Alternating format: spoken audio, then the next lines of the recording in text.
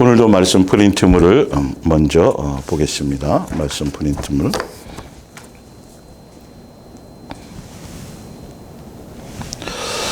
마태복음 24장 4절입니다. 예수께서 대답하여 이르시되 너희가 사람의 미혹을 받지 않도록 주의하라.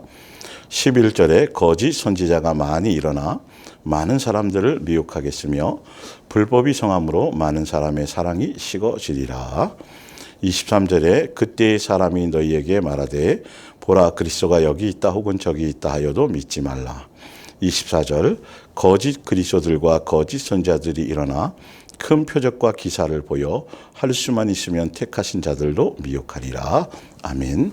요한계시록을 보는 안경, 바른 안경 9번째, 예수님의 몸된 교회 목요 이야기 성경학교 359번째 시간이 되겠습니다. 계속 마태복음 23장을 기준으로 해서 요한계시록의 내용과 이렇게 교차해서 좀 더 폭넓은 관점에서 요한계시록을 보는 안경을 먼저 함께 하려고 합니다. 그리고 이 부분이 끝나면 좀 더 구체적으로 요한계시록 자체에 대한 내용, 많이 논란이 되고 있는 그런 부분들을 좀 더 정확하게 찾아서 또 말씀으로 증명해 드릴 것입니다. 그래서 마태복음 24장 부분에서 가장 핵심적이고 중요한 것, 마지막 말세의 시대, 종말의 시대를 살아가는 사람들에게 예수님께서 직접적으로 하신 말씀은 다른 것이 아니라 사람의 미혹을 조심하라. 거짓 그리스도, 거짓 선지자들, 적그리스도들, 말씀을 가지고 미혹하는 자들, 오직 예수님의 뜻을 따라가야 되는데, 거짓 선지자들의 가르침을 따라가면 너희는 깨어 있을 수도 없고 준비할 수도 없고 정신 차릴 수도 없다.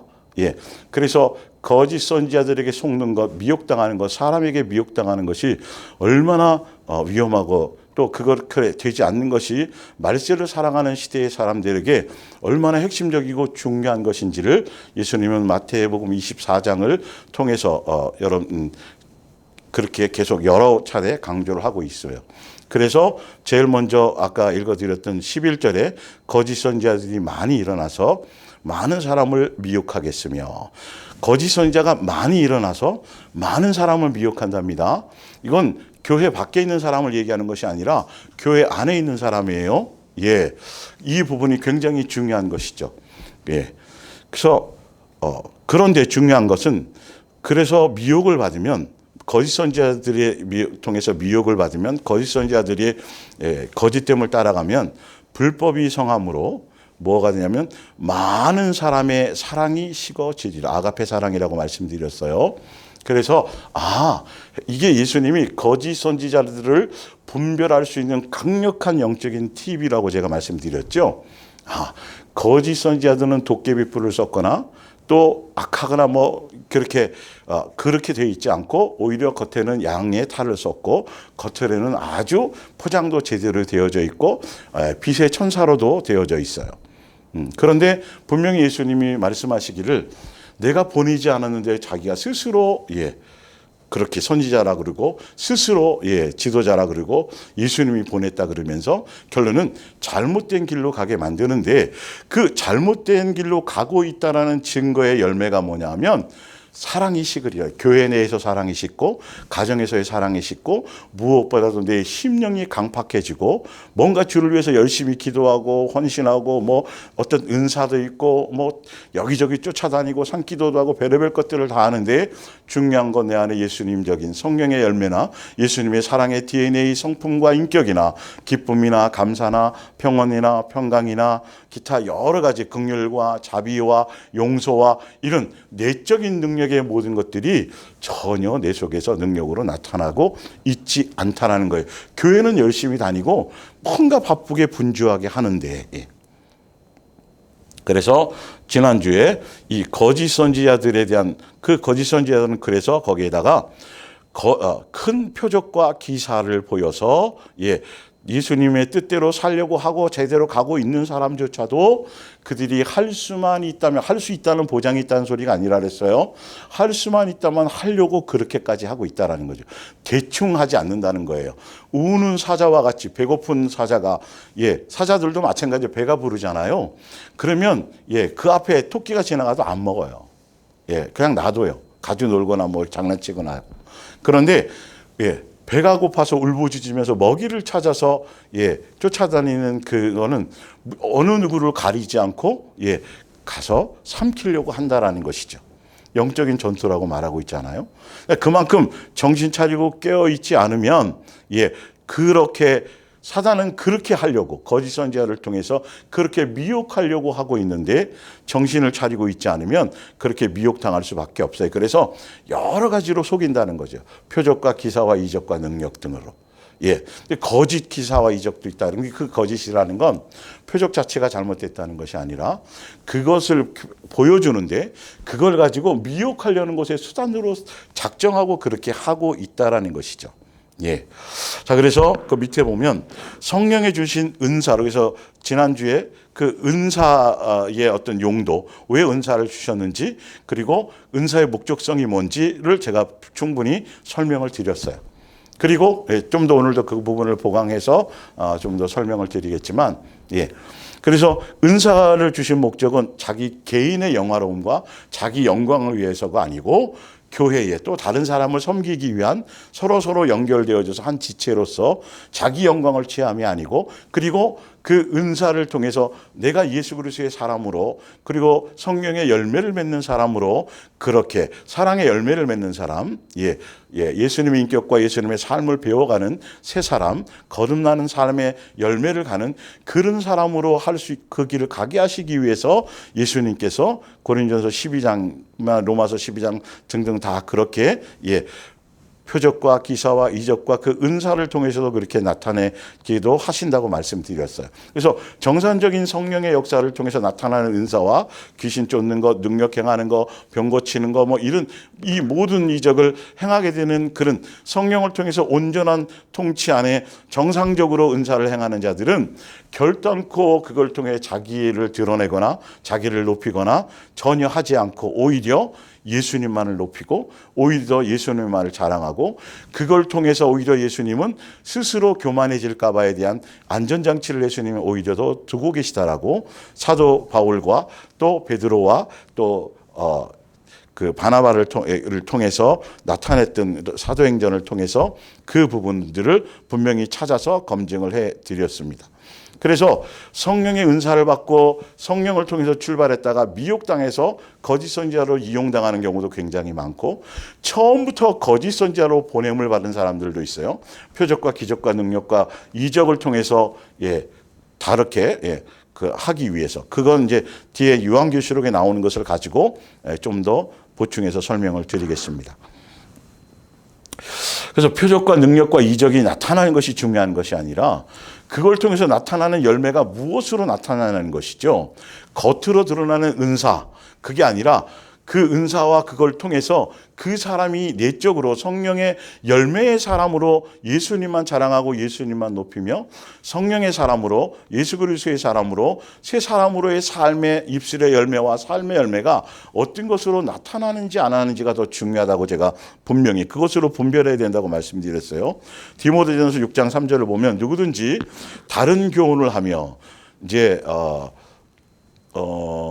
이번 주일날 이제 요즘에 하고 있는 그 말씀 끝나고 나서 이제 좀 더 구체적으로 천국 복음과 다른 복음에 대해서 더 정확하게 좀 더 깊이 있게 설명드리면서 여러분들에게 아마 전달할 겁니다. 그때도 자세히 나오겠지만 분명히 성경에는 얘기하고 있어요. 천국 복음이 있고 또한 다른 복음이 있다라는 거예요. 성경 안에. 예수님 당시에도. 이걸 정신을 바짝 차려야 돼요. 다른 복음을 가지고 속이는 자들이 거짓 선지자들이에요. 봅니다. 그래서 누구든지 다른 교훈을 하며 바른 말을 하지 않고, 곧 바른 말이 뭐고 다른 교훈이 뭐며, 바른 말이 뭐냐 하면 곧 주 예수 그리스도로 의 말씀과 경건에 관한 교훈을 따르지 아니하면 진리의 말씀, 성경을 기록한 의도와 목적대로 예수님이 주신 정확한, 그래서 제일 제가 위험한 게 지난주에 설명드렸지만 주여 주여 하고 뭐 열심히 하는 것이 중요한 것이 아니고 기도 많이 하고 전도 많이 하고 충성하고 헌신하고 성경 많이 보고 뭐 그게 중요한 것이 아니고 다 잘못된 지식을 따라가서 오히려 예수님을 우상숭배하고 헛되이 멋대로 그렇게 믿는 자들이 가장 불쌍하고 억울하다 그랬죠. 그런 자들을 대상으로 오히려 심판이 주어지는 거라고 제가 설명을 드렸어요. 예, 수없이 그 부분들은. 그러니까 말씀을 말씀답게 정확하게 봐야 돼요. 예수 그리스도가 주인공으로서 그 예수님이 진리로 오신 그 진리로 오신 예수님이 진리의 삶을 어떻게 사셨고, 그리고 그 산대로 너희도 이렇게 살아라가 성경의 신약 성경의 전부거든요. 그게 기준이에요, 표준이고. 예, 그러니까 그 목적대로 성경을 기록한 의도한 목적대로가 아니라 성경의 구절을 멋대로 발치해가지고 이상한 사상과 이론을 만들어서 결론은 예수님이 주인공이 아니고 예수님만 사랑하는 것이 아니고 예수님이 사신 것처럼 그 길을 따라가는 것이 아니고 예수님을 삶에 닮아가는 것이 아니라 다른 것을 추구하게 만드는 것이 거짓 선지자들. 그래서 그리스도로 오신 분의 그 목적성에 반대된다 그래서 적이 된다 그래서 적그리스도, 같은 맥락이죠. 그래서 잘못된 교훈은 거짓 선지자들이나 진리의 말씀이 아니라 예수님이 주신 그 계명대로가 아니라 다른 교훈을 따라가면 그 사람은 교만해져요. 예. 그러니까 성령의 은사를 받고 뭔가 나타나도 그것을 통해서 예수님이 그러라고 주는 것이 아닌데 그걸로 교만해져요. 내가 천국 갔다고 지옥 갔다고 영적인 체험이 나타나고 뭔가 예수님이 계시를 받았다고 하는데 그게 다 예수님의 계시가 아닐 확률이 굉장히 더 많다 그랬어요. 제가 말씀드렸을 때. 성경에 나온 기록으로도 모든 것들이 증명이 되거든요. 지극히 개인적인 것들을 가지고 오히려 공론화시키고 또 그것을 이슈화시켜서 자기의 개인적인 체험을 예수님이 전 세계를 향하여 모든 사람을 향하여 주신 것처럼 계시를 받은 것처럼 이렇게 얘기하고, 그리고 그런 잘못된 은사 속에 그 은사를 통해서 변질되고 미혹당한 사람들은 반드시 그런 일들을 예언의 능력이든 또 병 고치는 능력이든 기타 여러 가지 능력을 통해서 교만해진다라는 거죠. 마치 그것이 자기의 것이냐. 언제나 내 것이 돼서 나로 말미암아 내가 아무 때나 행할 수 있는 것으로 아무것도 알지 못하고 오히려 변론과 언쟁을 좋아하는 자는 이로써 투기와 분쟁과 비방과 악한 생각이 나며 5절에 다른 교훈을 따라가면 교만해져서 마음이 부패해요. 예수님에 대한 진실하고 깨끗한 사랑의 목적이 아니라 예수님의 이름을 팔아서 예수님을 통해서 뭔가 자기가 영광을 받고 자기의 만족을 얻고 자기가 높아지고 자꾸 이렇게 가져요. 예. 그리고 진리를 잃어버려요. 진리가 뭐예요? 예수님이고 진리의 내용이 예수님이 사신 것처럼 사는 것. 내가 너희를 사랑하지 너희도 사랑하라는 사랑의 계명을 따라 살아가는 것이 뭐다? 진리의 내용이. 그게 경건이에요. 예수님만 사랑하는 곳으로 가는 자들이 경건을 잃어버려 예수님을 믿는 게, 교회를 다니는 게 하는 모든 방편이 결론은 이익을 위해서. 거기 나오죠. 이익의 방도로 생각하는 자들이 다툼이 일어나느니라. 그리고 디모데후서 3장 12절을 봅니다. 하나님을 섬기고 그리스도 예수를 기쁘게 해드리기로 결단한 사람들은 반드시 진리대로 말씀대로 살려고 그렇게 가는 사람들은 반드시 이 세상에서 반대자들의 손의 고난을 받을 수밖에 없습니다. 13절 그러나 많은 사람을 속이는 거짓 선지자, 아까 속이는데 많은 거짓 선지자가 나타나고 그들이 많은 사람을 속인다 그랬어요. 참 이게 무슨 이걸 가볍게 보면 안 되는데, 많은 사람을 속이는 악한 자들이나 거짓 교사들은 결국 그 자신도 사단에게 속아서 더욱더 악한 자리에 빠져들어갈 것입니다. 스스로 자기도 속아요. 그래서 자기가 마귀의 종으로, 사도 바울이 유대교회에 있을 때 마귀의 종로로 타면서 유대교가 마귀의 회고 사단의 회 안에 있었던 것인지를 전혀 알지 못했어요. 잘하는 줄 알고 있었어요. 예수님과 원수되는지를 전혀 몰랐었다니까요. 유대 교리에 충성하고 너무도 지나치게 교리와 전통에 빠져서 진리에 빠져야 되는데, 그죠? 그 사상에 빠져서 사람들이 만들어 놓은 교리와 사상에 빠져서 장로교, 침례교, 무슨 다 칼빈과 루터와 웨슬러와 그 신학자들의 그 사상을 따라 파가 자꾸 갈라지는데, 아니요, 예수님으로 통일되어야 된다고. 성경은 예수님은 나뉜 적이 없다라고 말했어요. 그래서 성경을 따라 바르게 가야 되는 것이죠. 고린도전서 12장 31절입니다. 그래서 지난주에 은사를 쭉 얘기해주고 은사가 왜 필요한지 은사를 통해서 그래서 교회는 아가페 사랑의 공동체라 그랬어요. 사랑하기 위해서 성령의 은사를 통해서 사랑하는 성령의 열매를 맺는 그런 공동체가 바로 뭐다? 교회이다. 거기는 시기, 질투, 다툼, 분쟁, 네가 잘났네, 내가 잘났네, 천국에서 상급이 네가 더 많네, 내가 더 많네, 서로 경쟁하거나 어떤 사역의 경쟁이나 전혀 이런 것이 없어요. 이건 세상이라 그랬어요. 그건 마귀적인 거라 그랬어요. 오직 사랑하기 위해서, 서로를 섬기기 위해서 예수님이 주신 것으로 말미암아 서로 가난하든 부하든 헬라인이나 유대인이나 자유인이나 종이 그 교회는 그런 어떤 세상적인 기준으로 서로 높낮이나 차별이 없이 오직 각자 예수님만 사랑하며 각자 자기의 믿음의 분량대로 형편대로 처지대로 자기의 맡은 역할대로 그 모습대로 서로 섬기는 것이 목적성이 어디여야 되냐면 예수님의 몸된 교회, 그것을 위해서 은사를 주었다고 말하고 있어요.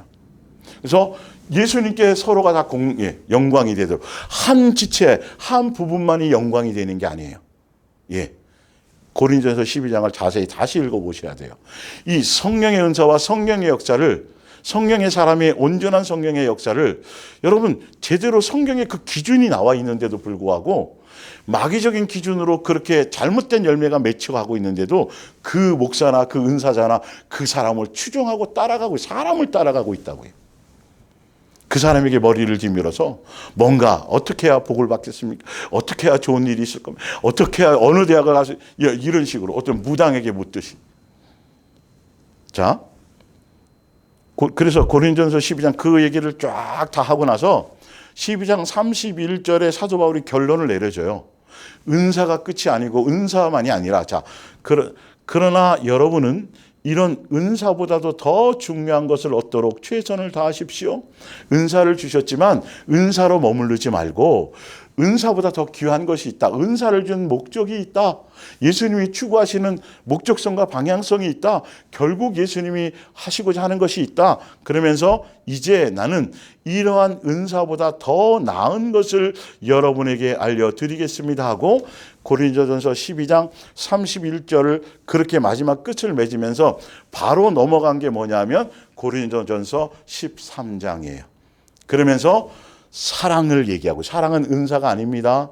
예수님의 인격, 예수님의 마음, 예수님의 성품, 성령의 열매를 통하는 것입니다. 성령의 열매를 한글로 풀어놓으면 사랑이 되는 거예요. 그 표현이 되는 거예요. 그래서 믿음, 소망, 사랑 세 가지는 항상 함께 있지만 가장 위대한 것, 가장 예수님이 추구하는 것, 가장 목적하는 건 예수님을 처음으로 믿음의 단계에서 예수님과 신뢰의 관계를 갖고 그 관계가 형성이 되어지면 하늘에 대한 예수님에 대한 소망으로 하나 되어지고, 그리고 최종적으로 믿음을 통해서 소망의 단계에서 최종적으로는 사랑의 열매를 맺는, 예수님을 닮은 아가페 사랑의 열매를 맺는 사랑의 결과를 갖게 되는 그 사랑이, 그 아가페 사랑의 열매를 맺는 그것이 곧 뭐다? 가장 위대한 것이다. 예수님이 우리에게 주시려고, 이루시려고 하는 것이다. 우리 인생의 이 땅의 삶을 통해서 그 열매를 얻게 하시는 것이다. 왜? 그 예수님이 아가페 사랑의 본체로 오셨으니까. 세 분 하나님이, 성부, 성자, 성령 세 하나님이 아가페 사랑의 본체와 본질과 본영이시기 때문에, 그분이 사랑이시기 때문에 예수님께 속했다라면 사랑에 속해야만 예수님께 속한 것이다. 사랑에 속해야만 예수님의 자녀이다. 사랑에 속해야만 예수님을 알 수 있다. 계속 성경은 한결같이 그 얘기를 하고 있는데 마귀는, 거짓 선지자들은 사랑이 있는 것 같고 뭐 있는 것 같고 막, 여러분 제가 이단들 가면 굉장히 형제님 자매님 그러면서 막 굉장히 목숨 걸고 사랑하는 것 같아요. 쌀도 팔아주고 뭐도 하고 막 사랑이 뜨거워진 것 같아요. 초반에 가면. 그런데 거기서 벗어나려고 그러면 죽이려고 그래요. 저주하고요. 교회에서도 많이 그래요. 교회에서도. 그 교회 떠나면 막 어떻게 되는 것처럼 목사들이 막 저주를 퍼붓고 자기네만, 이거 경험들 아마 하신 분들이 많이 있을 거예요. 그러니까 처녀 겉만 그렇지 그 속에 본질적인 것이 없다. 왜 그런 줄 아세요? 왜 그런 줄 아세요? 거기 교회의 머리는 예수님이 아니라 그 교회에 속한 양들은 예수님의 양이 아니라 목사의 양이고 그 교주의 양이기 때문에 빼앗긴다고 생각해서 난리를 치는 거예요. 아니요. 예수님의 양이기 때문에 예수님이 옮기고 예수님이 하시는 거예요. 내가 뭘 할 수 있는 부분이 없어요. 그런 것들이. 자기 소유로 생각하니까 멋대로 생각하는 거예요. 함부로 대하는 거예요. 그러면서 고린도서 13장에서 강조하고 싶은 게 뭐냐 하면 아까 고린도서 12장에 은사가 반드시 필요하고 은사를 통해서 내가 성장해지고 은사를 통해서 예수님 닮아가고 은사를 통해서 성령의 열매를 맺을 수 있도록 성령의 은사를 주시고 서로 섬기게 해주시고 교회가 예수님 몸된 지체로서 하나 되어서 서로 섬기고 서로 사랑하며 서로 나보다 낫게 여기고 예수님의 사랑을 통해서 같은 마음, 같은 뜻, 같은 생각으로, 같은 소망으로, 같은 방향으로 오직 머리 대신 예수님만 섬기고 예수님만 닮아가고 예수님만 높이는 그런 삶을 살아갈 수 있도록, 그래서 그 결과적으로 사랑의 열매를 맺을 수 있도록 은사를 주신 것인데, 그래서 13장에 그 은사에 머무르지 말고 은사보다 더 귀한 것이 있다, 그것을 추구해 나가라고 말하면서 고린도서 13장 1절에 이제 은사 중에서도 기본적이면서도 또 만약에 대표적인 은사들을 설명하면서 하면서 뭐라고 얘기하냐면, 그 은사가 나타나도 그 은사를 통해서 어떤 결과가 있어져도 중요한 건 은사로 멈추면 안 되고, 은사가 아니라 은사를 통해서 반드시 뭐가 있어야 된다? 사랑의 열매가 있어야 되고 사랑이 있어야 되고 아가페의 사랑의 그 열매를 맺고 아가페의 사랑의 DNA를 갖추는 그 성령의 열매를 맺는 사람이 아니면 아무 유익과 소용이 없다라고 그 얘기를 하려고 하는 것이죠. 그런데 거짓 선자의 가르침을 따라가면 다른 거는 다 열심히 하는데 이 사랑에 대해서 강조하지도 않고 사랑을 설명하지도 않고 사랑의 세 계명의 길이 무엇인지 예수님에 대한 이 모든 것들 내 속에서 사랑의 DNA가 채워지고 옛사람의 것이 마귀적인 요소가 없어지고 내 안에 예수님의 사랑의 인격과 사랑의 DNA와 성령의 열매가 내 심령 속에 나타나서 그것으로 말미암아 자연스럽게 사랑의 열매를 맺는, 온전한 사랑의 열매를 맺는, 성령의 열매를 온전하게 맺는 그런 사람으로 예수님이 이끌어 나가시는 그 방향이 전혀 없다라는 거죠. 그 요소가 없다는 거예요. 은사를 통해서 오히려 방언도 얘기하고 뭐 하고, 은사를 통해서 산을 귀신도 쫓아내고, 은사를 통해서 산을 옮길 만한 믿음의 어떤 표적도 드러나기도 하고, 어쩌면 무리를 걸을 수도 있겠죠. 은사를 통해서 통해서 많은 사람을 구제하고 전재산을 팔아 구제하기도 하고, 또 그 은사를 통해서 전도의 은사를 통해서 복음을 전하다가 또 화형을 당하고 그렇게 목숨을 잃는 그런 경우도 있지만, 은사를 통해서도 할 수 있는 거지만, 나타나는 거지만, 그것으로는 전혀 아무 내 영혼에 예수님이 원하시는 그 목적성에 전혀 영생하는 그 길에 하늘나라 상속자 되어지는 그 길에 뭐가 없다? 유익함이 없다. 그 얘기를 하려는 거예요. 그러니까 거짓 선지자들과 진리에 속한 사람들의 진리의 말음을 전하는 바른 복음을 전하는 그 교회와 그 가는 방향성과 목적성의 결과가 얼마나 정확하고 중요하게 예수님이 성경에 말씀해 놓으셨는지를 제대로 보고 가셔야 된다는 거예요. 내가 비록 지금까지 배운 일이 없는 다른 나라의 언어로 말하고 또 하늘과 땅의 모든 언어를 다 말할 수 있다 하더라도 사랑이 없으면 결론은 예수님이 추구하는 건 성령의 은사가 아니라 사랑의 열매, 사랑이 있어야 된다는 거죠. 사랑의 DNA를 갖고 있어야, 예수님의 인격적인 것을 내 속에서 드러나고 나타나줘야 된다는 거죠. 내가 비록 예언하는 은사를 받아서, 그러나 종교의 영에 속하거나 전혀 세속에 속한 세상적인 교회들은 이 은사로 그냥 모든 것이 다 끝나버려요. 그것으로 그 사람이 대단하고 얘기하고, 그 은사로 뭔가 대단한 뭔가를 써먹어서 자기의 뭔가를 이루려고 한다는 것이죠. 자, 내가 비록 예언하는 은사를 받아서 장래에 일어난 일을 모두 다 알고 모든 일에 통달하였다 하더라도 사랑이 없다면 무슨 소용이 있을까요? 내가 비록 산을 옮길 만한 믿음이 있더라도 사랑이 없다면 무슨 소용이 있을까요? 내가 비록 가진 건 모두 다 가난한 이에게 나누어 준다 하더라도, 또 복음을 전하다가 화형을 당한다 하더라도 사랑이 없다면 무슨 소용이 있을까요? 그러니까 전 재산을 다 팔아서 남을 구제해주고, 그리고 그래서 많은 사람을 전도했어요. 그런데 내가 내 속에 여전히 누구를 미워하거나 시기하거나 질투하거나 다툼하거나, 아니 오히려 또 그렇게 해서 교회에서 인정받고 뭘 하고 뭔가 칭찬도 받는데 차별하는 마음이, 차별하거나 남을 무시하거나, 그러면 아무 소용이 없다라는 거예요. 성경은 아가페 사랑의 본질을 알아야 되는데, 아가페 사랑은 뭘 뜻하는 건지를 알아야 되는데, 내 속에 누구의 인격으로 내 심령이, 누구의 인격의 심령을 통해서 내 입에서, 내 삶의 열매로, 가정에서, 주변에서, 직장에서 어떠한 것으로 열매로, 삶의 열매로, 누구적인 열매로 나타나느냐가 예수님의 원하는 핵심이고 양육의 목적성이란 말이에요. 예.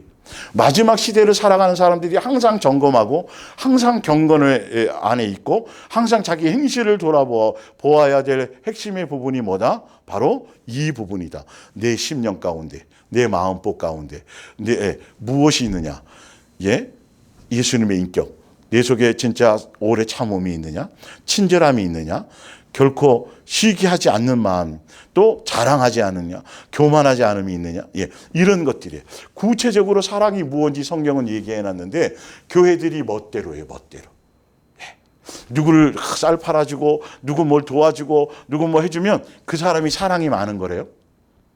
물론 표면적으로, 세상 기준으로도 표면적으로 그런 것들이 맞을 수는 있으나 지금 성경에서 얘기하는 건 그 겉에 마지막 결과적인 그 자체를 얘기하는 것이 아니라 그것이 드러나기까지의 그 마음의 중심과 동기와 그것이 누구로 말미암은 것이고 어떤 것에 의한 것인지가 너무도 중요한 것인데 그거를 얘기하지 않아요. 그걸 알지도 못해요. 방향성을 찾지도 못해요. 세상 사람도 그건 해요, 여러분. 나에게 잘해주는 사람에게 내가 감사할 조건이 있는 것에 감사하고 나를 잘해주는 사람에게 베푸는 건 그건 예수님이 성경에 말하기를 사랑이라고 말하지 않는다라고 돼 있어요. 그건 지옥 갈 사람도 하는 거니까.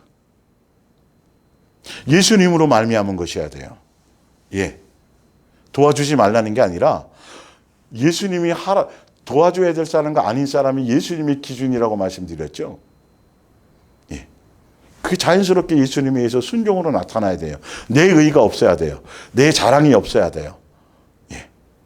이런 것들이에요. 실제적인 것들. 근데 사람들은 전도 많이 한 걸 기준 삼고 귀신 쫓고 능력 행해가지고 뭔가 예언하는 그런 것들이 해서 뭔가 나타나는 표적과 이적, 그것에 마음이 있지 실질적으로 그 사람의 마음속에 미움이 있느냐, 남을 미워하느냐, 남을 차별하느냐, 거짓이 이런 그 속에 예수님은 그걸 보시는데 속 사람의 속의 것을 보시는데 사람들은 그것에 성경에 쓰여져 있는데도 그것에 말씀하면서도 성경에서 원하는 예수님의 기준을 따라가지 않고 멋대로 따라가요. 그래서 뭔가 표적과 능력과 이정이 나타나면 그 사람이 막 예수님과 같아지고 모든 게 신령해지는 것 같고 그 사람을 막 그냥 일방적으로 추종해요. 그래서 막 함부로 욕을 한다든지 함부로 뭐 군림한다든지 뭐가 성적으로 추행한다든지 뭐 어떤 돈을 착복한다든지 뭐 그래도 전혀 끄떡도 안 해요. 얼마나 믿음이 강한지. 전혀 그가 예수님적인 모습이 없는데도 그것에 그래서 이단 교주에게 빠지는 거예요. 그 사람을 추앙하게 만드는데 그 자체만으로 아니 표적과 능력과 이적이 나타나는 게 중요한 것이 아니고 그런 일들을 통해서 자기가 높아지고 자기가 자랑거리가 되고 자기를 따르게 만들고 예수님보다도 더 높은 자리에 예수님만을 향하는 것이 아니라 자기 의와 자기의 자랑과 자기의 목소리를 높이는 곳에 그것을 항행하는 그 자체가 그게 사단적이라는 것을 이해하지 못한다는 거예요. 성경은 바로 그런 거예요. 자랑하는 거 큰일 난다는 것이죠. 영적인 체험 자체가 중요한 것이 아니라 그걸 떠벌리면서 마치 자기가 대단한 사람인 양 사람들이 자기에게 뭔가 자꾸 인기를 끌고 자기에게 많은 사람에게 드러나기를 원하는 이거는 여러분들 그냥 들어보면 그거 알잖아요. 속마음이나 하는 행동을 보면 그냥 분별이 되잖아요. 그런데도 거기에 속아 넘어가고 거기서 속는 이유가 있어요. 뒤에 나오죠. 지난주에 설명드렸어요. 자, 히브리서 6장 1절을 볼게요. 이렇게 돼 있죠. 그러므로 우리가 그리스도의 도의 초보를 버리고 죽은 행실을 회개함과 예수님 처음 믿으면 회개하잖아요. 그죠? 그리고 하나님에 대한 신앙과 예. 그리고 세례도 받죠. 침례도 받고 안수와 또 죽은 자의 부활과 영원한 심판에 대한 이 성경적인 지식과 이런 기본적인 믿음에 대해서 우리가 다 가지고 있어요. 관한 교훈의 털을 다시 닦지 말고 이제는 그 바탕에서 이제는 완전한 좀 더 성숙한 대로 저 그리스도의 장성한 분량으로 더 나아갈지라 말하면서 3절에 하나님께서 허락하신 우리가 이것을 하리라. 한 번 빛을 받고 하늘의 은사, 성령의 은사를 맛보고 성령의 은사죠. 또 성령의 능력과 표적까지 성령에 참여한 바 되고 또 하나님의 선한 말씀과 예언에 대한 거, 말씀에 대한 거, 또 내세에 대한 죽으면 천국 간다는 구원의 확신 뭐 이런 것들이겠죠. 내세의 능력을 맛보고도 그걸로 끝나는 게 아니고 완성된 게 아니라고 얘기하고 있어요. 6절. 그러니까 사단이 거짓 선지자들이 자꾸 그런 것으로 자꾸 유혹하는 거, 유혹하고 표적으로 거짓 그것으로 유혹하고 미혹하려고 하는 그 핵심이 뭐냐면 사람들이 진리의 말씀의 예수님이 그거를 분별할 수 있고 그것에 속지 않게끔 성경에 이것을 기록해 놓았는데도 야, 저 사람이 예언하는 건 다 맞아. 저 사람이 그냥 손만 얹으니까 막 귀신이 나가던데. 야, 저 사람이 하는 어떤 거 보면 막 성령의 어떤 것들이 나타나고 그런데 더 중요한 건 그것으로 완성이 아니라는 거죠. 그 사람도 미혹당해서 뭐 할 수 있다? 타락할 수 있다라는 거예요. 그걸 체험한 사람도 성경에 나와 있잖아요. 6절에 타락한 자들은 다시 새롭게 하여 회개할 수 없나니 오히려 그 사람들이 더 위험한 사람들이에요. 이는 그들이 하나님의 아들을 다시 십자가에 못 박아 드러내놓고 욕되게 함이라. 7절에 그런데 중요한 건 이제 진짜 성령의 은사로 머물러 있지 않고 무엇까지 맺히는 것으로 가야 되냐 하면 더 완전한 대로 가야 되는 게 온전한 것으로 가야 되는 게 뭐냐 하면 성령의 은사를 통해서 예수님의 가르침을 통해서 진리의 인도함을 통해서 무엇이 나타나는 것? 열매를 맺는 사람, 예수화되어져 가는 사람, 성령으로 거듭난 사람, 예수님을 닮은 사람으로 그것까지 가야 되는 것이라고 얘기하고 있어요. 그래서 그렇게 온전히 간 사람들은 성령의 열매를 맺는 사람, 그까지 가는 사람들은 절대 은사를 자랑하거나 그 능력을 드러내거나 자랑하거나 교만 그런 요소들이 없어요. 성경에 나와 있는 고린도전서 13장에 나와 있는 그런 내용들의 요소가 그들에게 없어요. 땅이 그 위에 자주 내리는 비를 흡수하여 밭가는 자들이 쓰기에 합당한 채소를 내면 예수님께서 주시는 그 은사를 통해서 수만 가지의 은사를 통해서 뭐가 되면 거기에 합당한 예수님을 닮은 예수님이 원하시는 열매를 맺으면 이 말이죠. 그건 하나님께 복을 받고 만일 마귀적인 요소, 다른 열매, 그런 열매를 맺으면 엉겅퀴를 내면 버림을 당하고 주인이 쓸 수 없으니까요. 저주함에 가까워 그 마지막은 지옥불에 던져진다. 요한복음 15장의 내용과 똑같죠. 자, 그런데 이제 봅니다. 요한계시록 13장 이제 요한계시록과 지금 마태복음 24장에 거짓 그리스도와 거짓 선지자들이 일어나서 큰 표적과 기사를 보여 할 수만 있으면 택하신 자들도 미혹한다는 이 내용을 요한계시록에 있는 내용과 교차해서 요한계시록에서 나와 있는 말씀으로 이것을 설명해 드리려고 하는 거예요. 요한계시록 13장 11절에 보면 그 뒤에 나는 또 다른 괴이한 짐승이 땅에서 올라가는 것을 보았습니다. 어린 양의 뿔처럼, 어린 양이 뿔이 아니라 뿔처럼이니까 거짓이죠, 이게. 처럼이니까. 생긴 두 개의 작은 뿔을 가지고 있는 이 짐승은 늙은 뱀처럼 무시무시한 소리를 냈습니다. 이 짐승은 그 치명상이 말끔히 낳은, 여기서 이제 그 치명상이라는 것 뒤에 이제 설명드릴게요. 첫째 짐승에게서 이어받은 권한을 마음대로 행사하며, 자, 거짓 선지자들이 어떻게 등장하느냐 하면 사단의 종으로서 통해서 이 거짓 선지자는 구약에도 있고 계속 있어 왔던 거예요. 사단의 종으로서 아예 처음부터 부름받아서 임명되어져서 많은 사람들을 미혹하기 위해서 그들이 나왔는데 그들은 누구로 말미암아 등장하고 임명되어지냐 하면 바로 다시 보일게요. 11절에 그 뒤에 나는 또 다른 괴이한 짐승이 땅에서, 이게 누구냐면 사단을 얘기해요. 사단마귀. 어린 양의 뿔처럼, 그렇게 어린 양처럼 이렇게 위장해서 생긴 두 개의 작은 뿔을 가지고 이 짐승은 늙은 뱀처럼 무시무시한 소리를 냈습니다. 늙은 뱀, 옛뱀이겠죠, 그렇죠? 12절 창세기에 나타났던 그 뱀이죠. 사단의 12절 이 짐승은 그 치명상, 여기서 치명상이 뭐냐면 창세기 3장에 보면 어떻게 돼 있어요? 여인의 후손이 뱀의 머리를 상하게 할 거예요. 그래서 예수님이 십자가에서 못 박혀 죽으시고 부활하심을 통해서 사단은 완전히 죽은 게 아니고요. 그때서 권세와 모든 걸 잃고 머리를 크게 짓밟힌 바 돼서 치명적인 상함을 받았어요. 그리고 권세를 잃어서 뭐 하고 돼 있죠? 결박당해져 있는 거예요. 제한적으로 예수님의 결박 안에 있는 거예요. 예수님의 허락을 받아야만 활동할 수 있도록 그렇게 되어져 버렸어요. 구체적으로 더 예전에도 그랬지만 더 그렇게 돼요. 그래서 예전에 설명드렸잖아요. 누구의 집에 이게 들어가면 개조심 이렇게 되어 있는데 들어가면 막 불독이 사람을 잡아 죽일 듯하게 막 그렇게 쌓아놓은 불독이 있어도 그 불독은 뭐다? 끈에 매어져 있어서 그 어떤 영역 밖으로 그 권한을 행사할 수 없다. 실질적으로 사람을 해할 수는 없다는 거죠.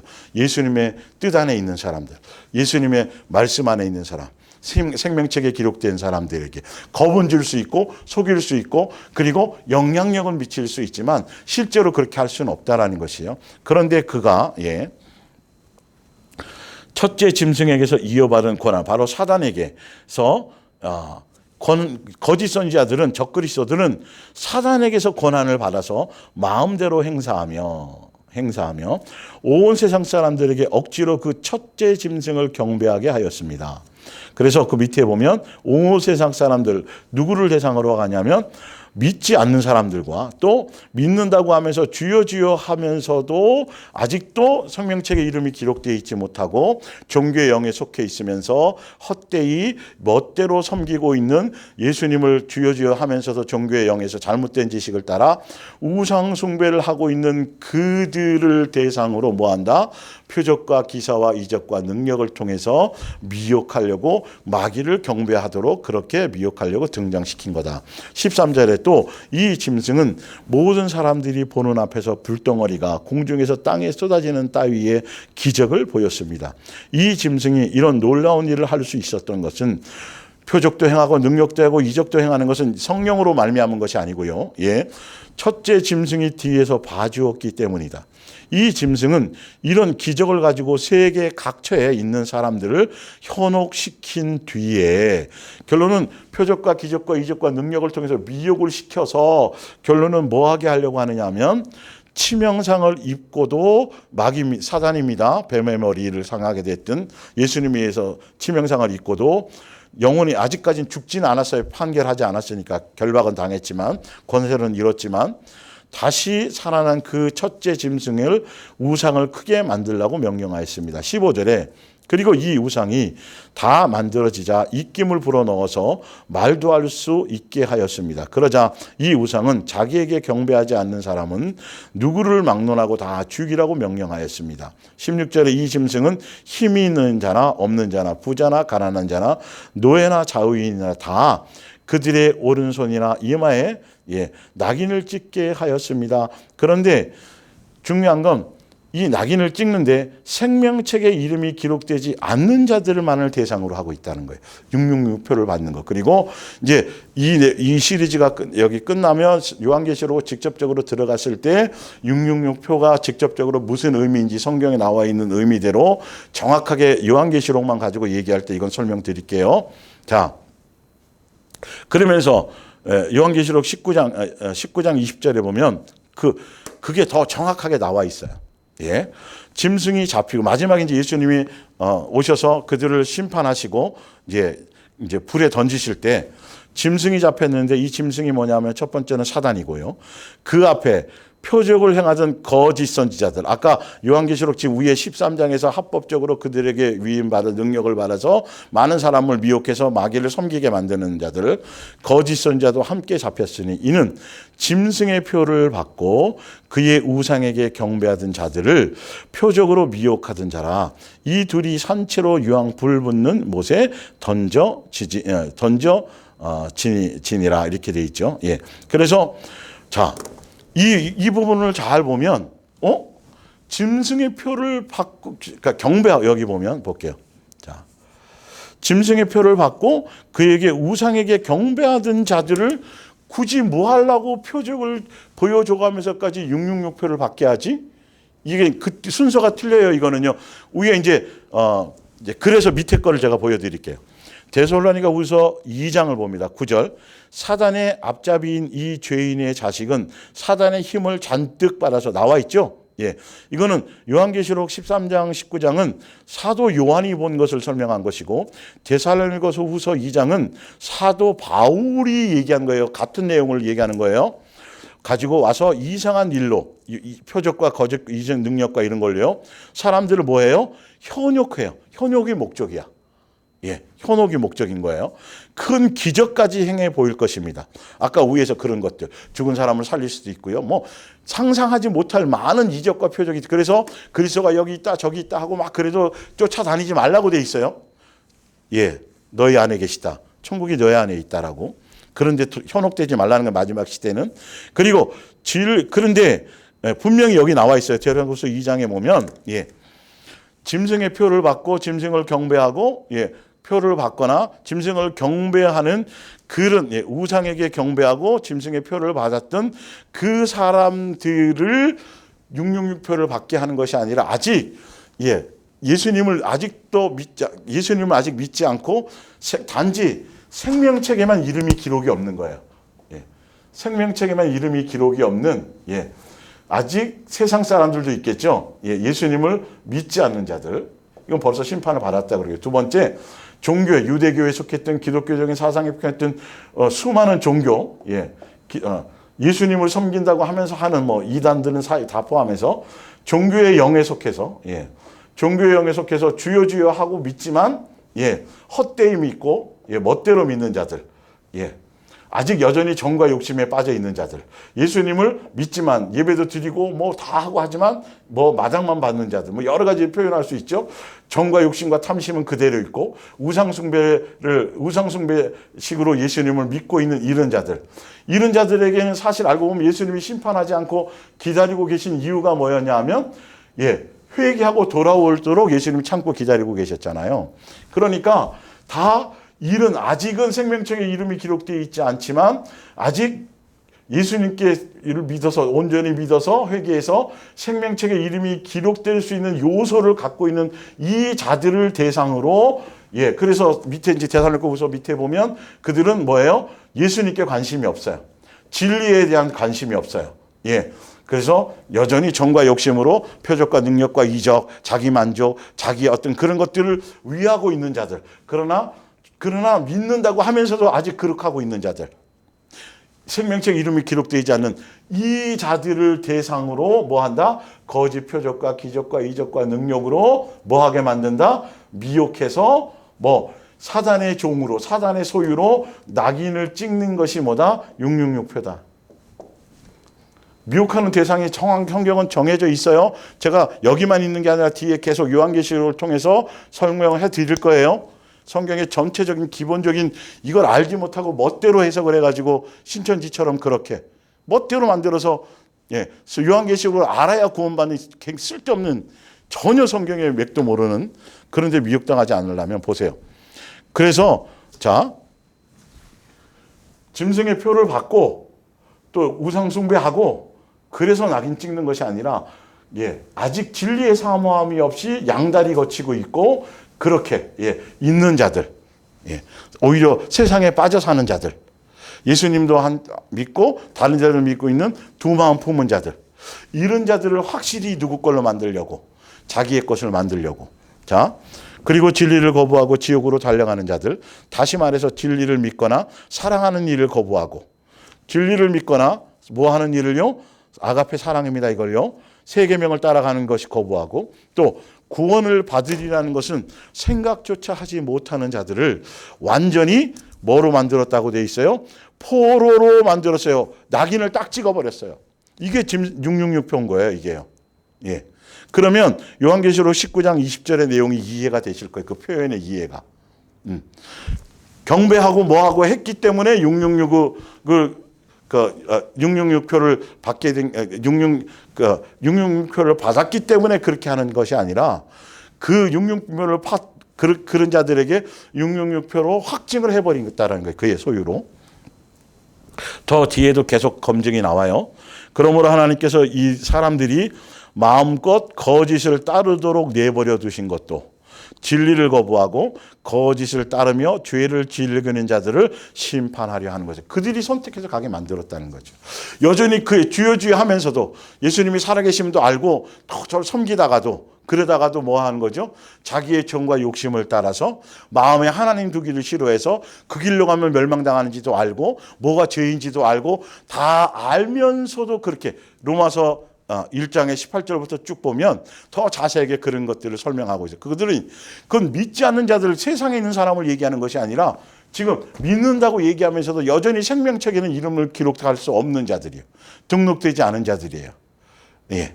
그런 자들을 대상으로 확실하게 자기 것으로 만들기 위해서 그들이 그걸 좋아하니까 진리에 사랑하라, 사랑의 열매를 맺어라, 새 계명을 따라 그것보다는 표적이 나타나고 뭐 이런 눈에 보이는 것들, 겉으로 드러나는 현상들 그것에 만족하고 그런 것에 빠져 있고 그런 것들을 하니까 그냥 그대로 예수님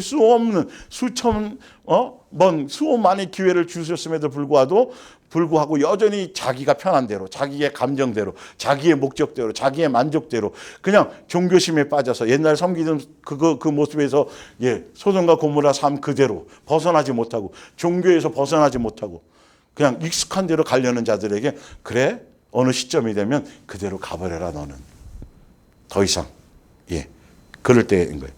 자, 그러면서 지금 이제 뒷장으로 넘어가 보면 이제 요한계시록 13장 이제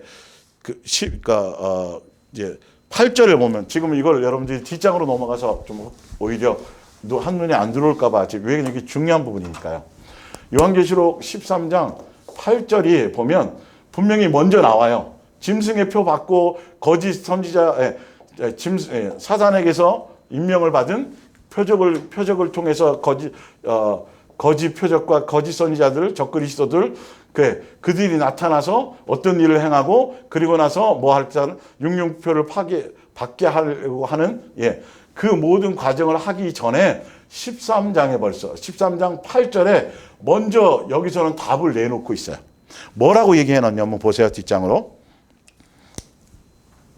죽임을 당한 어린 양의 생명책의 창세 이후로 이름이 기록되지 못하고 이 땅에 사는 자들은 다 그 짐승에게 경배하리라.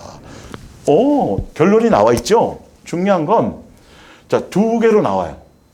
여전히 양다리 거치고 두 마음 품고 세상 거 사랑하고 주여 주여 하지만 헛되이 멋대로 종교심으로 계속 이렇게 살아가는 사람과 믿는다고 하면서 그러나 제대로 진리를 따라 예수님의 계명을 따라 새 계명을 따라 사랑의 열매를 맺으며 진리의 길을 따라가는 그래서 생명책에 이름이 기록된 사람 두 부류로 나눠져요. 그래서 생명책에 이름이 기록된 사람들은 이 사람들이 짐승의 표를 받지 않았기 때문에 생명책에 이름이 기록된다는 그 뜻이 전혀 아닙니다. 이건 굉장히 중요해요.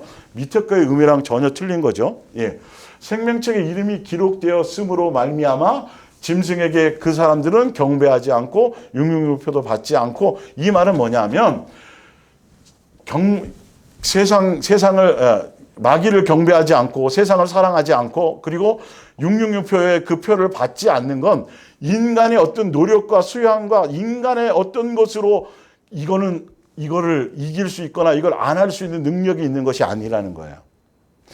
오직 생명책에 이름이 기록되어 있어서 예수님으로 말미암고 보호받아지고 예수님에 의해서 예수님의 은혜와 예수님으로 말미암은 견딤과 이김과 승리할 수 있는 이제 이 부분도 예수님 먼저 그 요한계시록 예전에 설명할 때 한번 이 부분도 했고요. 예수님이 먼저 흰말을 타고 예수님이 먼저 앞서서 나와 싸워서 이겨 다 처리하시고 우리는 그냥 뒤따라 나가는 형국이란 말이에요. 그래서 철저하게 이거는 예수님으로 말미암아만 되어지는 것이에요.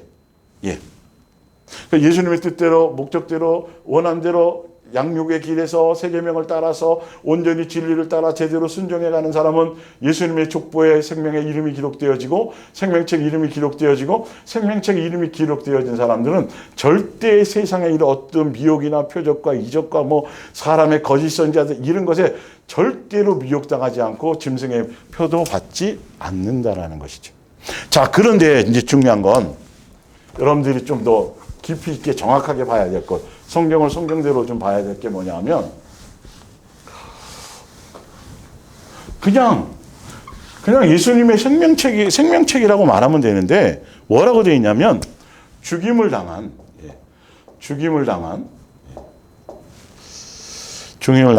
어린 양의 생명책이에요. 어린 양의 생명책. 그리고 더 중요한 건 이 생명책은, 죽임을 당한 어린 양의 생명책은 예수님이 죽임당한 어린 양이 바로 희생제물이 되죠. 이거는 2000년 전, 지금으로 말하면 2000년 전이에요. 그런데 이 생명책의 역사는 창세 이후, 천지가 창조하고 나서부터 그때서부터 이거는 적용이 되기 시작했다는 거죠. 거기 나오죠.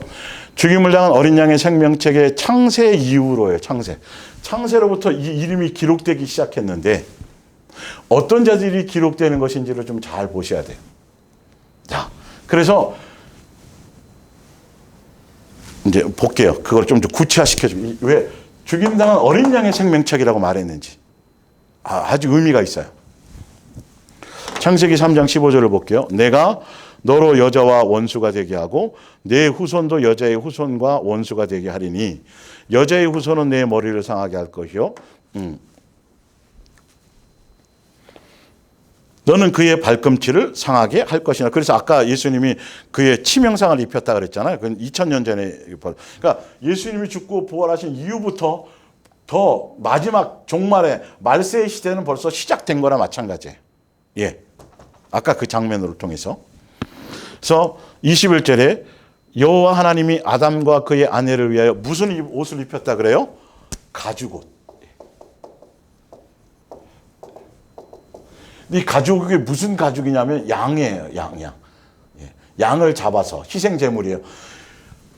노아의 홍수 사건 이후 그 이전까지는 양이나 염소나 모든 짐승은 먹잇감으로 준 적이 없어요.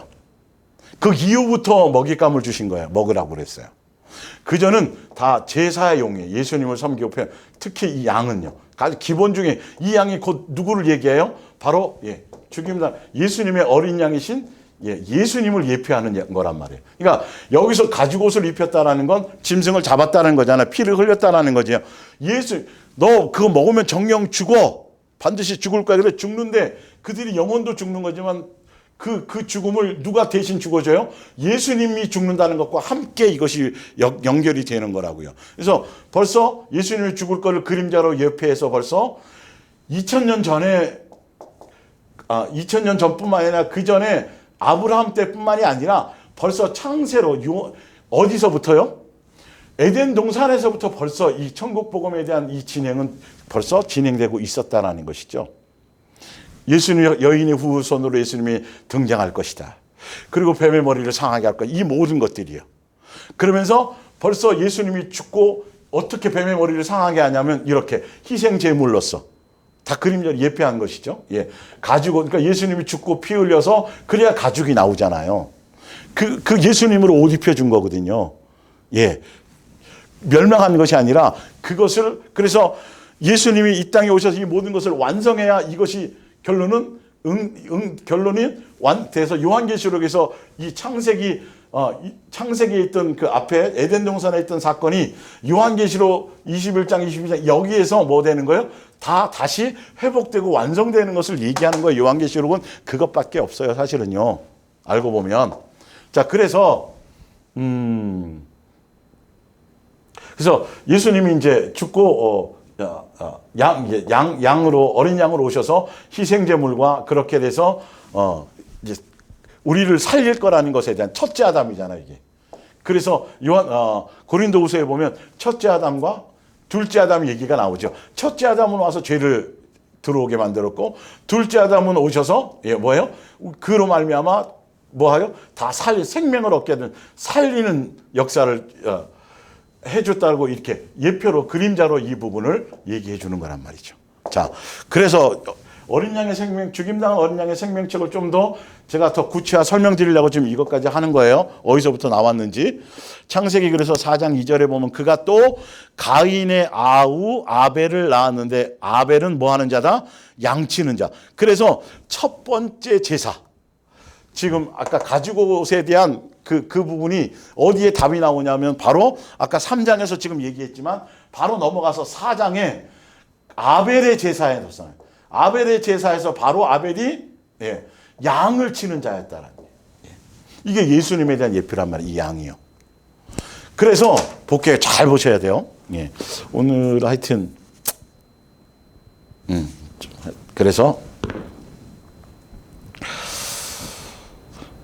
아벨은 양을 치는 자였고 가인은 농사하는 자였더라. 그래서 예수님의 희생제물로 죽으실 십자가 사랑, 아가페 사랑의 완성을 예표하고 있는 것이 가죽옷이고, 그 가죽옷이 양의 옷이었다라는 거죠. 그래서 그 당시에는 양을 뭐로? 제물로 바치는 것이 예수님에 대한 온전한 제사의 온전함이고 뜻이었고 법이었다라는 거예요. 율법, 10계명의 율법을 받기 전에서부터 계속 뭐가 생명책에 이름이 기록된 사람들은 무엇의 목적성과 방향성을 가져야 되냐면 바로 사랑이라는, 아가페 사랑이라는 이 열매와 이 삶의 목적성과 방향성을 따라 가는 것이어야 돼요. 왜 그러냐면 예수님이 희생양과 희생제물이 됐다는 게 뭐다? 나중에 결과적으로 아가페 사랑의 나타나심이요, 또 사랑의 뭐요? 확증으로 완성하실 거니까. 십자가에서. 그 완성의 모든 결과가 마지막에 결론으로 나타나는 게 요한계시록의 마지막 부분이고요. 새하늘과 로 회복되는 것들을 얘기하는 것이고요. 이 영적인 의미, 이 부분들을 좀 기본적으로 알고 가셔야 돼요. 그래서 죽임당한 어린 양의 생명책이라는 건 바로 예수님의 십자가의 사랑, 아가페 사랑의 그 세 계명도 포함돼서요. 아가페의 사랑의 열매를 맺으며 그 사랑의 길을 가며 그 사랑 안에 있는 자들이 생명책에 이름이 기록된다는 소리예요. 누구를 닮아서? 예수님이 십자가의 그 사랑을 본받고 사랑을 닮아서 그 길을 갈 사람. 아직 예수님이 완성하지 않았지만 벌써 창세로 이후로부터 계속. 그래서 뒤에 이제 볼게요. 그게 진짜인지 아닌지 봅니다. 그래서 히브리서 11장 4절을 보면요. 아벨이 하나님께 순종하여 가인이 드린 것보다 훨씬 더 하나님께서 기뻐하시는 뭘 드렸다 그래요? 제물을 드렸대요. 똑같이 가인은 뭘 드렸고, 농사 짓는 자였고, 아벨은 뭐였고요? 양을. 이 당시에 벌써 정해져 있었다니까요. 예수님의 희생제물로 죽으실, 어린 양의 희생제물로 죽으실 그것의 그림자이고 예표이기 때문에 벌써 양으로만 제사를 지내야만 누구에 대한 것, 예수님의 뜻이고 법이고 예수님을 사랑하는 것이고 진리의 순종이긴데, 그래서 거기에 믿음을 갖고 순종으로, 이 믿음이라는 건 예수님에 대한 그림자에 대한 믿음이죠. 2000년 전에 오셔서 나중에 이제 나중에 후에 오셔서 이루실 그 예수님에 대한 것을 알고 깨닫고, 그러니까 다윗도 마찬가지고, 또 누구요? 에녹 같은 거는 그 시대에, 창세기 초 그 시대에 살았으면서도 마지막 심판 때 예수님이 죽으실 때의 장면을 그들은 벌써 다 보고 알고 있었어요. 그래서 성경에 기록이 되어 있잖아요. 그러니까 마찬가지예요. 이 아벨도 믿음으로 벌써 예수님이 이것이 예수님이 예정하고 정해놓으셨다는 양으로, 희생양으로서 예수님이 죽을 거라는 그것을 알고 그 믿음을 가지고 합당한 제물로 예수님에 대한 공경과 그것으로 그걸 드렸기 때문에, 그래서 아벨도 받으시고 또 제물도 받았어요. 그런데 가인은 알면서도 이대로 순종해 가지 않고 멋대로 갔는데, 왜 그렇게 갔느냐? 마귀에게 미혹당했어요. 잘못됐기 때문에. 불순종했기 때문에 미혹을 당하는 거죠. 자, 봅니다.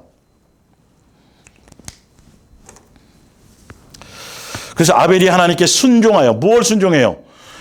양을 잡아서 순종해. 제물에 합당한 제물. 예수님께서 말씀을 그래서 양치기를 했던 거죠. 더 하나님께 훨씬 더 하나님께서 기뻐하시는 제물을 드린 것도 믿음이 있었기 때문입니다.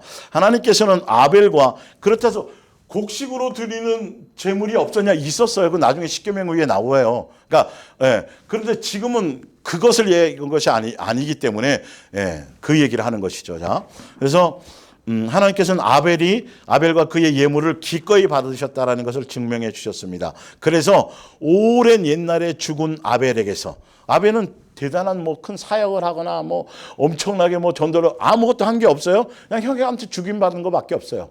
뭐를 이루고 믿음을 가지고 제대로 된 예배를 드리고 제사를 드려서 믿음에 온전한 예배예요. 멋대로 뭐 열심히 안 빠지고 그 자체가 중요한 것이 아니라 바르게 뜻대로 원하시는 대로 드려야 먼저 아벨도 받고 그의 예물도 받는 거예요. 얼마나 중요한 것인지를 성경을 좀 제대로 그래서 오랜 옛날에 죽은 아벨에게서 우리는 지금도 많은 교훈을 배우는 것입니다. 아벨이 양을 잡아 했던 건 예수님에 대한 믿음, 공경, 존중, 경외 그대로 예수님의 뜻대로 순종해서 그렇게 한 거예요. 그렇게 바르게 진리를 따라 그렇게 순종해 갔고 가인은 자기의 멋대로 자기의 정욕대로 알면서도 순종하지 않고 막 그러다가 미혹당해가지고 그래서 예수님이 너 왜 이렇게 안색이 변하느냐? 너 마음이 왜 자꾸 안색이 변하잖아요. 벌써 그 속에 시기와 질 막 이런 게 나오잖아요. 근데 아벨이 잘못해서가 아니라 가인이 자기 스스로 그렇게 된 거예요. 정과 욕심을 따라가고 진리를 따라가지 않고 그렇게 멋대로 가니까 그래서 너 죄를 다스려야 돼 큰일 나 그랬는데도 순종하지 않고 가서 아우를 쳐 죽이냐 이렇게 돼 있죠. 자, 이 사건이 요한 1서 3장에 신기하게도 이거는 세계명이라든지 표면적으로는 아직 세계명이나 10개 율법에 서로 사랑하라 예수님 이웃을 영원히 사랑하는 이 율법 선지자의 대강령이 주어지기 훨씬 이전이란 말이에요. 그런데 예수님은 이 가인과 아벨의 사건을 바로 새 계명 옛 계명 포함해서 이것을 기준으로 기록하시고 말씀하셨다라는 거죠. 창세 이후로 당한 어린 양의 생명책이라는 의미가 바로 그런 거예요. 창세 이후로부터 끊임없이 뭐에 대한 것이다? 예수님이 희생제물이 되어서 십자가에 죽고 그 사랑의 길을 따라가고 사랑의 세계명을 따라가고 사랑하라는 이 길을 따라가는 이 양육의 길을 가는 진리에 속한 사람들이 가는 그 길을 얘기하는 거죠. 아브라함과 이삭과 야곱과 다 그 이후에 이후에 이게 다 그 족보가 그 족보를 향해 가게 되는 것이겠죠. 봅니다. 8절에 그러나 죄를 저지르는 짓을 그치지 못한다면 여러분이 사단에게 속해 있다는 증거입니다. 사단은 처음부터 계속 죄를 저질러 왔습니다. 그래서 이러한 악마의 소행을 파멸시키려고 하나님의 아들이 오신 것입니다. 사단이 처음부터 계속 죄질을 졌는데 처음 죄질 저지르는 게 무엇이죠? 거짓해서 속이고 그리고 첫 번째 뭐 한 자요? 살인했잖아요. 가인을 통해서 살인해 버렸거든요. 요한복음 8장에 그 얘기가 나오죠. 첫 번째 살인한 자 거짓의 아비요. 거짓이라는 건 아비라는 건 누구야? 하와와 아담을 속였잖아요. 그렇죠? 근데 죄가 뭐냐 하면 바로 사랑하지 않는 계명, 사랑하라는 계명을 지키지 않는 거예요. 십계명을 지키지 않는 거예요. 율법과 선지자의 대강령인 마음과 뜻과 성명과 목숨을 성품을 다하여 사랑. 율법이 죄의 기준이라니까요. 미워하거나 차별하거나 이런 것들이 다 그 율법에 그래서 아까 사랑이 없으면이라고 아까 얘기하잖아요. 아무 소용이 없는 거예요. 자, 그래서 처음부터 계속 죄를 저질러 왔고 그래서 이러한 악마의 소행을 파멸시키려고 하나님의 아들이 오신 것입니다. 하나님의 한 가족으로 새롭게 태어난 사람은 하나님의 생명이 그 안에 자리 잡고 있기에 죄를 자라게 할 어떤 요소도 없습니다. 새로운 생명이 그의 안에 탄생되고 또 그를 지배하기 때문에 더 이상 죄를 지을 수가 없는 것입니다. 그 사람은 거듭난 사람, 예수 그리스도의 사람, 새 사람, 그리스도의 장성한 분량에 이른 사람, 사랑의 열매를 맺는 사람 다 같은 소리예요. 10절 이제 우리는 누가 하나님의 자녀이고 누가 사단에 속한 자인지, 생명책의 이름이 기록될 사람이고 누가 마귀의 종로로 탈 사람인지, 거짓에 속아 살아갈 사람인지를 무엇으로 구분하는지를 보세요. 또 누가 사단에 속한 자인지 분명히 성경에 나와 있죠. 분명하게 알 수 있습니다. 죄에 빠져 살고 형제를 사랑하지 않는 자는 세 계명, 사랑하라는 이 세 계명 안에 있지 않는 자는 그 스스로 하나님의 가족이 아니라는 것을 증명하고 있는 셈이기 때문입니다. 11절에 그러면서 이때 가인과 아벨 사건을 얘기해요. 그때부터 벌써 사랑하는 것을 어겼다라는 거죠. 이 아가페 사랑은 예수님께 속한 거기 때문에 만약에 가인이 예수님께 속했다라면 절대 살인하지 않았을 텐데, 시기하지 않고 질투하지 않고 그래서 살인까지 하지 않았을 텐데, 그런데 아벨은 어디에 속했기 때문에, 예수님께 속했기 때문에 오히려 진리의 순종함을 가져서 생명책 이름이 기록된 사람이라는 거예요. 그러나 가인은 마귀에게 속했기 때문에 형제를 죽이고 사랑의 그 열매를 맺지, 예수님을 닮은 요소들을 그 길을 따라가지 않고 마귀적인 열매에 속할 수밖에 없었다라는 거죠. 자, 봅니다. 자, 우리가 서로 사랑해야 한다는 것은 사랑하지 않는 자는 그리스도의 하나님의 가족이 아니라는 것을 증명하고 있는 셈이기 때문입니다. 그래서 사랑하라. 사랑이 식는다. 이것이 여러분 거짓 선지자를 분별하는 가장 강력한 키워드라고 제가 강조하고 있는 거예요. 세 계명 특히 더. 우리가 서로 사랑해야 한다는 것은 여러분이 처음부터 들어온 교훈입니다. 아벨은 십계명을 받기 전에 벌써 믿음으로 이걸 알고 있었어요.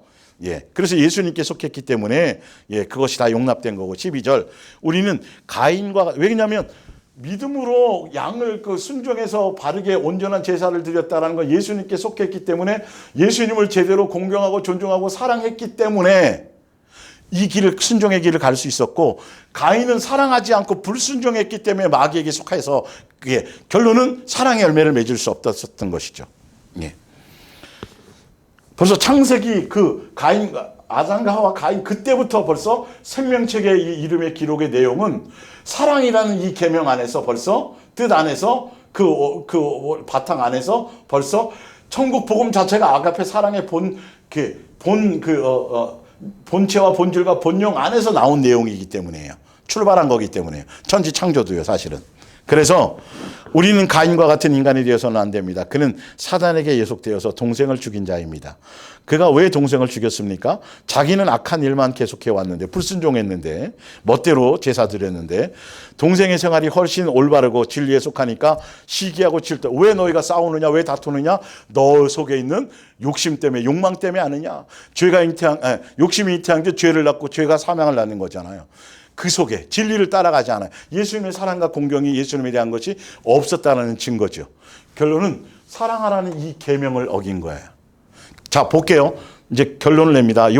에베소서 5장 1절 사랑받는 아이가 그의 아버지를 닮는 것 같이 여러분은 모든 일에 하나님을 닮은 사람이 되십시오. 그게 누구예요? 예수님. 여러분을 사랑하신 나머지 여러분의 죄를 없애려고 자신을 향기로운 희생 제물로 하나님께 바친, 아까 뭐예요? 죽임당한 어린 양의 생명책. 예수님이 십자가에서 죽어서 향기로운 제물로, 희생 제물로 죽으신 그 아가페 사랑의 완성, 아가페 사랑의 나타남으로 오셔서 아가페 사랑을 통해서 완성하시고, 율법의 사랑하라는 걸 다 이루고 완성하시고 하는 그리고 우리에게 세 계명을 주시는 이 모든 내용이 그 안에 있는 것이 생명책의 이름이 기록되는 그 길이구나. 그것이 바탕이구나를 확실히 아셔야 돼요. 다른 길이 아니에요. 자, 봅니다. 여러분은 그래서 그리스도를 본받아서 다른 사람을 한 마음으로 뭐 하십시오? 사랑하십시오. 거짓 선지자를 따라가면 이 길을 가게 하지 않는다는 거예요. 진리의 길을 가면 예수님 닮아서 예수님이 희생한 것처럼, 예수님이 용서한 것처럼, 예수님이 탕감한 것처럼 여러분들도 예수님처럼 그 길을 가십시오. 그 열매를 맺으십시오라고 진리는 그것을 가르치게 되어져 있어요. 자, 마지막으로 요한일서 4장 9절. 하나님의 사랑이 우리에게 이렇게 나타난 바 되었는데, 하나님이 자기의 독생자를 세상에 보내심은, 독생자로 오신 게 뭐로 오신 거죠? 어린 양으로 오신 거잖아요. 뭘로요? 사랑의 나타남으로. 자, 봅니다.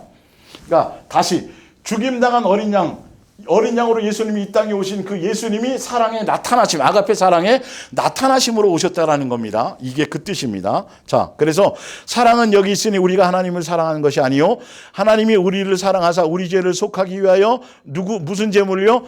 희생 제물, 화목 제물 다 같은 뜻이에요.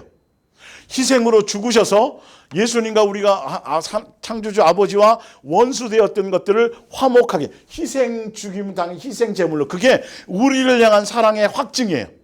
예, 사랑의 완성이에요. 예, 그게 죽임 당한 어린 양의 생명책이라는 그 의미의 강력한 뜻이에요. 생명책의 이름이 기록되는 자는 다른 것이 아니에요. 세 계명을 따라가는 자들이어야 돼요.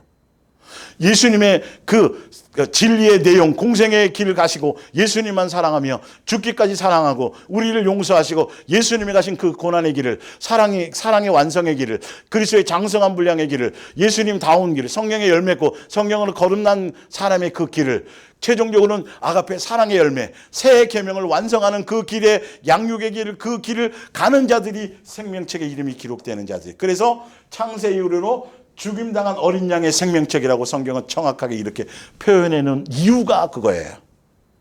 굉장히 중요한 걸 오늘 말씀을 드렸습니다. 다음 주에 이 부분을 조금 더 강조해서 설명드리고, 22절에 그날들을 감하지 아니하면 모든 육체가 구원을 얻지 못할 것이나 그러나 택하신 자들을 위하여 그날들을 감하시라는 이 의미를 이제 성경 전체와 또 요한계시록에 나와 있는 예수님의 어떤 요한계시록을 통해서 말씀하시고자 하는 그 아버지의 마음을 통해서 이 뜻이 무엇인지를 이제 다시 한번 교차 증명해서 더 의미를 더 확실히 하고 요한계시록에 담겨져 있는 예수님이 말씀하시고자 하는 그 방향성과 목적성을 흔들림 없이 바르게 알고 깨닫는 기회를 갖게 될 것입니다. 기도하겠습니다.